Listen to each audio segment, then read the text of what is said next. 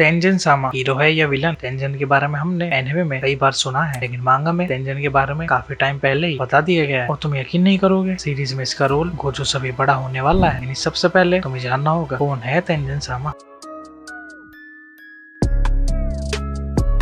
तेंजन को पहली बार चैप्टर 144 में दिखाया जाता है। तेंजन की कुछ प्यारी सी और अजीब सी शक्ल में दिखती है। तेंजन इमोर्टल है और ये करीब 1200 सालों से जिंदा है, लेकिन इमोर्टल रहने के लिए इसे हमेशा हर 500 साल में एक स्टार प्लाज्मा वेसल चाहिए होती है। और फिर हमें आगे चैप्टर्स में तेंजन अपने आप को ग्रैनी कहते हुए बता रहा है, जिसे लगता है कि तेंजन सबसे पहले एक लड़की था। और तुम्हें याद होगा गोजो के पास आर्क में हमें रिको स्टार प्लाज्मा वेसल दिखाई जाती है, लेकिन तोजी ने रिको को मार दिया था, तो इसलिए अब तेंजन कुछ ऐसा दिखता है और अब ये इंसान से ज्यादा एक कर्स्ट स्पिरिट बन चुका है। पीछे अब किंजाको पड़ा है ताकि अपने कर्स मैनिपुलेशन से किंजाको उसे यूज कर पाए। और तेंजन वैसे खुद लड़ नहीं सकता, इसलिए तेंजन खुद अपने बैरियर्स में ही रहता है। और तुमने जुजुत्सु काइसन में 4 बैरियर्स के बारे में भी सुना होगा, वो सभी बैरियर्स तेंजन के ही है, जो कि है पहला काउंसलिंग बैरियर्स। ये एक ऐसा बैरियर है जो 1000+ शिफ्टिंग डोर्स को कंट्रोल करता है और ये top of the star corridor को भी गार्ड करता है। दूसरा jujutsu high barriers. Jujutsu high पे जो बैरियर्स है, ये बैरियर उसकी डिजाइन को टाइम टू टाइम चेंज करता रहता है। थर्ड प्योर बैरियर्स, इसमें तेंजन की सप्रेशन टेक्निक की एक्यूरेसी को बढ़ाया जाता है। Fourth empty barriers. अब जैसे इसका नाम है, एम्प्टी बैरियर्स होते हैं जो कुछ स्पेशल केसेस में ही यूज होते हैं। अब जैसे कि तुम्हें पता होगा, बेशक इसके बैरियर्स से कोई भी ऐसे ही इधर आ जा नहीं सकता एक्सेप्ट जुजुत्सु सोर्सरर्स, लेकिन भूलो मत, ये भी किसी और रोमन एक्सपेंशन की तरह है। ये भी एक बैरियर है, ये बस स्कूल बिल्डिंग को बदल सकता है, यानी इसके अंदर जो है उसकी अपीयरेंस को हर दिन बदल सकता है, लेकिन किसी को भी अंदर आने से नहीं रोक सकता। यानी अगर किसी को ये पता है कि इधर बैरियर है, तब भी वो अंदर आ सकता है। जैसे तुमने गोजो के पास्ट आर्क में अपने तोजी को अंदर आते हुए देखा होगा।